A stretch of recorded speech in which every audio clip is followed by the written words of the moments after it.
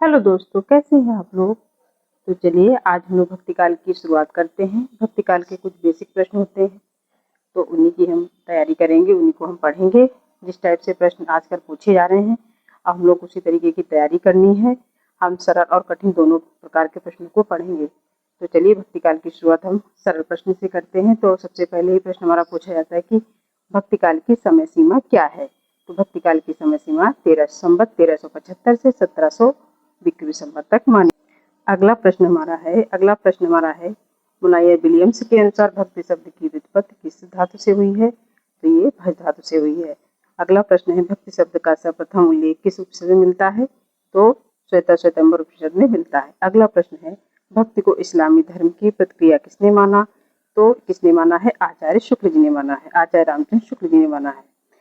अगला प्रश्न है भक्ति का प्रारंभ कहाँ से हुआ। तो भक्ति का प्रारंभ दक्षिण भारत से हुआ। अगला प्रश्न है भक्ति संवत 1375 से 1700 तक के साहित्य में कौन सी भावधारा परिलक्षित होती है। तो भक्ति की धारा परिलक्षित होती है। अगला प्रश्न हमारा है कि भक्ति आंदोलन भारतीय चिंतन धारा का स्वाभाविक विकास है। तो ये कथन है, किसका कथन है। तो ये कथन हमारा आचार्य हजारी प्रसाद द्विवेदी जी का है।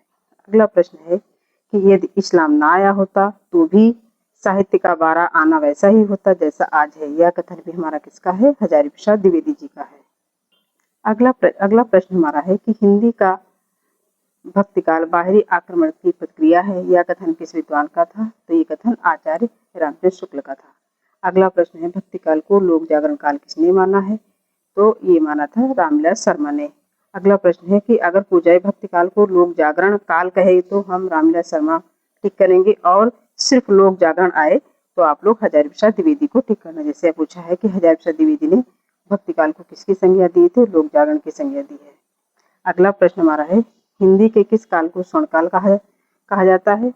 तो भक्तिकाल को स्वर्णयुग कहा जाता है। किसने कहा था, तो ग्रीशन ने कहा था।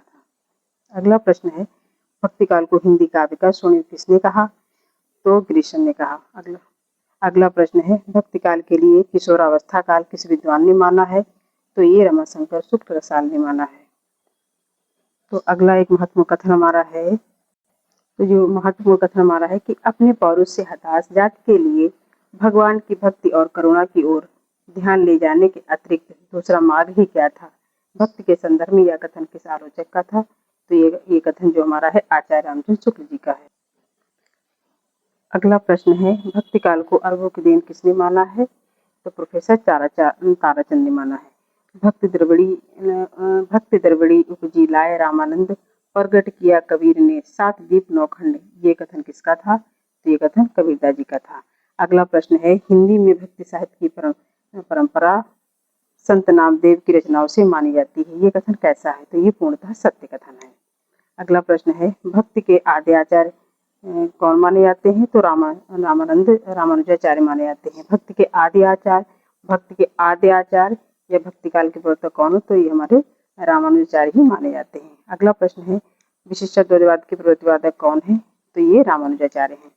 शुक्ल जी ने भक्तिकाल को कितने भागों में बांटा है। तो शुक्ल जी ने भक्तिकाल को 4 भागों में बांटा है। श्री संप्रदाय के प्रतिपादक कौन थे। तो श्री संप्रदाय के प्रतिपादक हमारे रामानुजाचार्य हैं। अगला प्रश्न है कि इनमें से किस दार्शनिक को प्रचंड बौद्ध के नाम से जाना जाता है। तो शंकराचार्य को जाना जाता है। अगला प्रश्न है कि ब्रह्म संप्रदाय की स्थापना किसने की। तो मध्वाचार्य ने की। अगला प्रश्न है आलवर संतों की संख्या कितनी मानी जाती है। तो 12 मानी जाती है।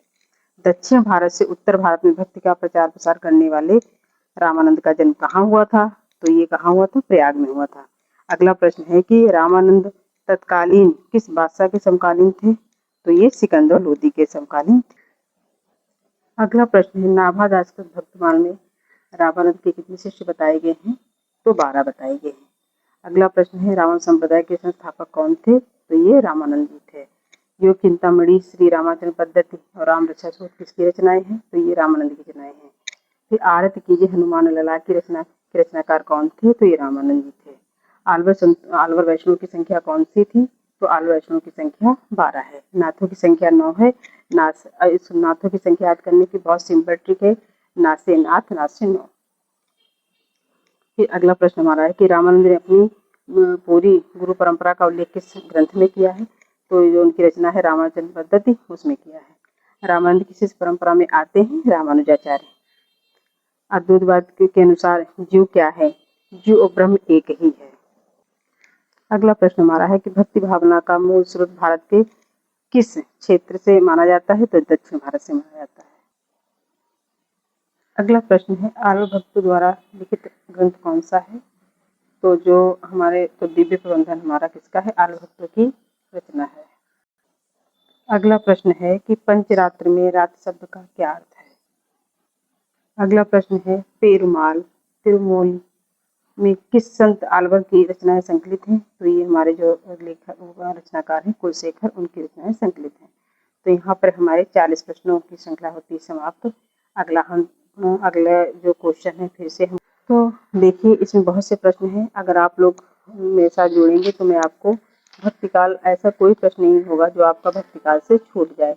तो मिलते हैं अगले वीडियो में, तब तक आप लोग बने रहिए, इन प्रश्नों को पढ़िए। बहुत ही अच्छे, सरल, कठिन हर प्रकार के प्रश्न हैं।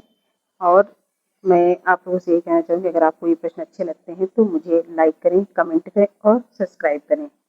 और तब तो मिलते हैं अगले वीडियो में।